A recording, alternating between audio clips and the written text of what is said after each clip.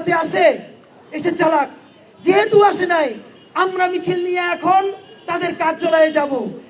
এরপরও যদি তারা দেখেন, আগে যখন ছাত্রলীগ নামতো সামনে পুলিশ পিছনে র্যাব, নিজেরা মাথায় হেলমেট দিয়ে হাতে রিভলভার, এরপর তারা আমাদের উপরে আক্রমণ চালাইতো। আর আমাদের কাছে একটা লাঠি, হেলমেট নাই, সামনে পিছনে পুলিশ নাই, পিস্তল নাই। ত্রিপুরা থেকে যে অস্ত্র বাংলাদেশে ঢুকাইছো সেই অস্ত্র নিয়ে সামনে দাঁড়া। যদি আমরা সামনে থেকে পালাই তাইলে জীবনে আর রাজপথে নামবো না। আর তোমরা যদি আজকে না নামো তাইলে বাংলাদেশের রাজনীতিতে তোদের আর কোনো ভবিষ্যৎ থাকবে না।